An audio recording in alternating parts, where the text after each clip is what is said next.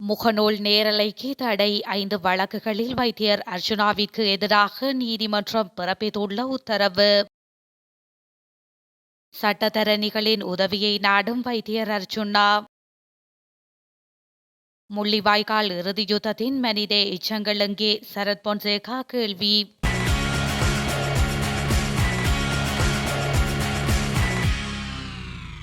வைத்தியர் அர்ச்சுனா ராமநாதனுக்கு எதிராக சாவகச்சேரி நீதவான் நீதிமன்றில் 5 வழக்குகள் தொடரப்பட்டுள்ளதாக அறிவிக்கப்பட்டுள்ளது.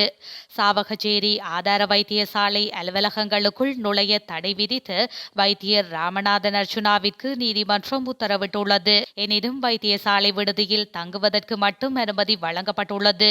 அதேவேளை சமூக ஊடகங்களில் ஏனைய வைத்தியர்கள் மீது சுமத்திய குற்றச்சாட்டுகளிற்கான ஆதாரங்களுடன் சாவகச்சேரி போலீசில் முன்னிலையாகி வாக்குமூலம் வழங்குமாறும் உத்தரவிடப்பட்டுள்ளது. மேலும் வைத்தியர் முன்வைத்த குற்றச்சாட்டுகளுக்கு நாளை ஆதாரங்களை சமர்ப்பிக்காவிட்டால் அவர் மீது வழக்கு தொடரலாம் என்று போலீசாருக்கு உத்தரவிடப்பட்டுள்ளது. சாவகச்சேரி நீதிமன்றில் தொடுக்கப்பட்டுள்ள வழக்குகளுக்கு அமைய இன்று இந்த உத்தரவு பிறப்பிக்கப்பட்டுள்ளது. இந்த நிலையில் தனக்கு எதிராக வழக்கு தொடரப்பட்டுள்ளதை வைத்தியர் அர்ச்சுனா உறுதிப்படுத்தி தனது சமூக வலைதளத்தில் பதிவிட்டுள்ளார். சாவகச்சேரி வைத்தியர்களுக்கு எதிரான அவதூறு உள்ளிட்ட விவகாரங்களில் சாவகச்சேரி போலீஸ் நிலையத்தில் முறைப்பாடு செய்யப்பட்டிருந்தது. இது தொடர்பான 3 முறைப்பாடுகளில் இன்றைய தினம் வைத்தியர் அர்ச்சுனாவை நீதிமன்றில் முன்னிலையாக நீதவான் உத்தரவிட்டிருந்தார். இன்றைய வழக்கு விசாரணையில் முறைப்பாடு அளித்த வைத்தியர்கள் சார்பில் சட்டத்தரணிகள் திருக்குமரன் குருபரன் ஆகியோர் முன்னிலையாகியிருந்தனர். இதன்படி நீதவான் நீதிமன்றம் 75,000 ரூபாய் ஆள்பிணை மற்றும் நிபந்தனைகளுடன் விடுவித்துள்ளது. வைத்தியர் ராமநாதன் அர்ச்சுனா சட்டத்தரணிகளின் உதவியை நாடியுள்ளார். இன்று அவர் தனது உத்தியோகபூர்வ முகநூல் பக்கத்தில் வெளியிட்ட பதிவிலேயே இந்த விடயத்தினை குறிப்பிட்டுள்ளார். அதன்படி மனிதாபிமானமுள்ள சட்ட நிபுணர்கள் யாராவது இருந்தால் தயவு செய்து உதவி செய்யவும். என் மீது 5 வழக்குகள் போடப்பட்டுள்ளன. சட்டம் தெரிந்தவர்கள் யாராவது உதவி செய்யவும் என பதிவிட்டுள்ளார். இதேவேளை வைத்தியர் ராமநாதன் அர்ச்சுனாவிற்கு எதிராக சாவகச்சேரி நீதவான் நீதிமன்றில் 5 வழக்குகள் தொடரப்பட்டுள்ளதாக அறிவிக்கப்பட்டுள்ளது.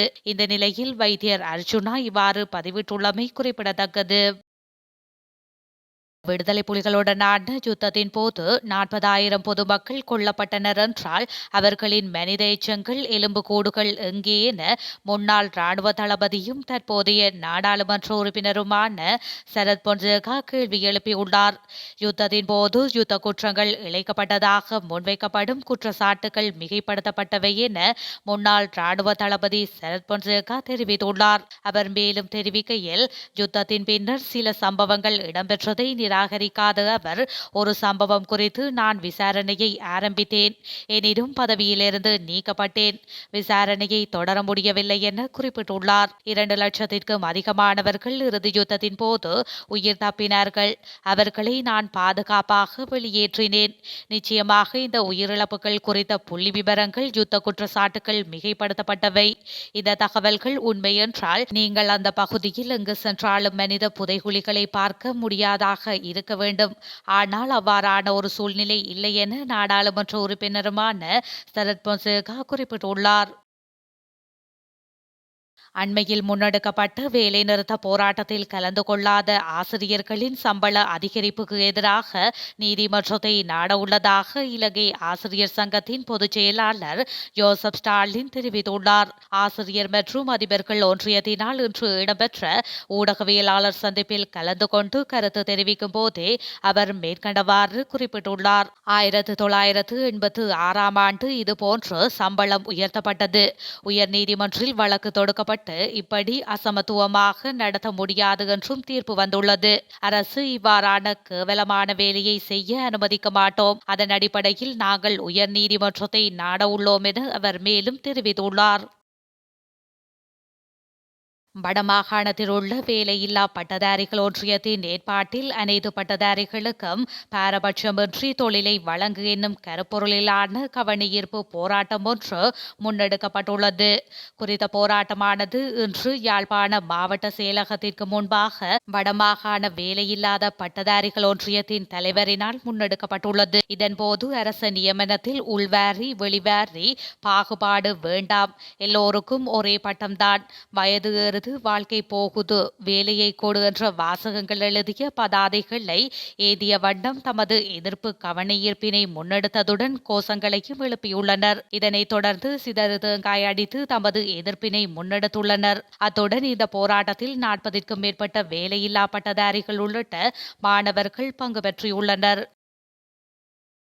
நாடாளுமன்றின் நிறைவேற்று அதிகாரங்களில் நீதித்துறை தலையிடக்கூடாது என்ற தனது நீண்டகால கருத்தை ஜனாதிபதி ரணில் விக்ரமசிங்க வலியுறுத்தியுள்ளார். மகியங்கனையில் நடைபெற்ற உரிமைய இலவச காணி உறுதி வழங்கும் நிகழ்ச்சியில் கலந்து கொண்டு உரையாற்றும் போதே ஜனாதிபதி இந்த கருத்துக்களை முன்வைத்துள்ளார். அத்துடன் நீதித்துறை அதிகாரம் நாடாளுமன்றத்துக்குள்ளேயே உள்ளது என்றும் அவர் கூறியுள்ளார்.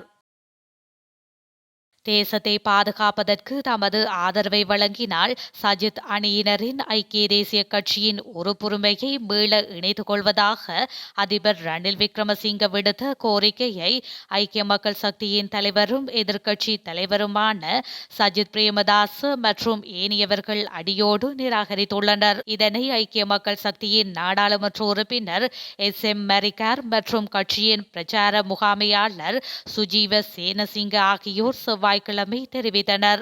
கொழும்பில் உள்ள எதிர்க்கட்சி தலைவர் காரியாலயத்தில் செவ்வாய்க்கிழமை இன்று ஊடகவியலாளர் சந்திப்பில் கலந்து கொண்டு கருத்து தெரிவித்த போதே மேற்கண்டவாறு தெரிவித்துள்ளனர்.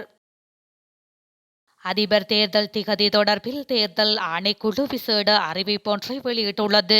தற்பொழுது கொழும்பில் இடம்பெற்று வரும் விசேட ஊடகவியலாளர் சந்திப்பில் கலந்து கொண்டுள்ள தேர்தல்கள் ஆணைக்குழுவின் தலைவர் RMAL ரத்நாயக்க மேற்கண்ட அறிவிப்பை வெளியிட்டுள்ளார். இதன்படி ஜூலை இறுதிக்குள் அதிபர் தேர்தலுக்கான திகதி அறிவிக்கப்படும் என அவர் குறிப்பிட்டுள்ளார். இந்த திகதியை நடைமுறைப்படுத்துவதில் வேறு எந்த காரணமும் பாதிப்பை ஏற்படுத்தாது என்றும் அவர் இதன்போது தெரிவித்துள்ளார். அரசியல் மற்றும் அதிபரின் சட்டத்தின் பிரகாரம் இந்த தினங்களை எவரும் பரிசீலிக்க முடியும் எனவும் தேர்தல்கள் ஆணைக்குழுவின் தலைவர் RMAL ரத்நாயக்க மேலும் தெரிவித்துள்ளார். அனுராதபுரத்தில் இன்று மாலை நிலநடுக்கம் ஏற்பட்டுள்ளதாக புவியியல் ஆய்வு மற்றும் சுரங்க பணியகம் தெரிவித்துள்ளது. அனுராதபுரம் மற்றும் கந்தளாய் பகுதியில் நிலநடுக்கம் உணரப்பட்டதாக பணியகம் குறிப்பிட்டுள்ளது. ரிக்டர் அளவுகோலில் 2.7 ரிக்டர் அளவில் நிலநடுக்கம் பதிவாகியுள்ளதாக பணியகம் தெரிவித்துள்ளது. கடந்த மாதம் வவுனியாவை அண்மித்த பகுதியிலும் நிலநடுக்கம் ஏற்பட்டமை குறிப்பிடத்தக்கது.